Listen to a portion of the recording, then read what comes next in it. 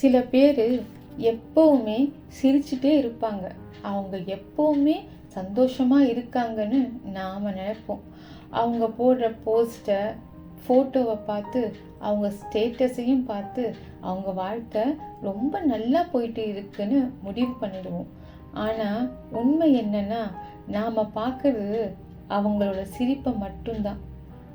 அவங்க தூங்காமல் கழிச்ச இரவுகளையும், தனியாக அழுத நேரத்தையும், அவங்க யாரிடமும் சொல்லாத மனசுக்குள்ளேயே சுமந்துட்டு இருக்கிற போராட்டத்தையும் நாம் பார்க்க மாட்டேங்கிறோம்.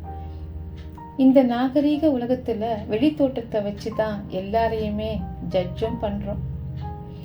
சில பேர் சிரிச்சிட்டு இருப்பாங்க, ஆனால் உள்ளுக்குள்ள உடஞ்சி போயிருப்பாங்க.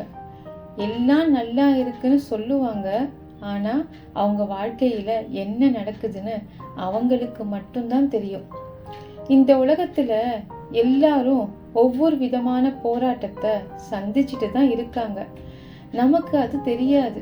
ஏன்னா நாம தான் இந்த மாய உலகத்தில் வாழ்ந்து வெளித்தோற்றத்துக்கு அதிக மதிப்பு கொடுக்குற மனுஷங்களாக இருக்கோமே. நாம் அதிர்ஷ்டசாலின்னு நினைக்கிற பல பேர் இன்னைக்கும் தூக்கம் இல்லாமல் இரவுகளோடு வாழ்கிறாங்க.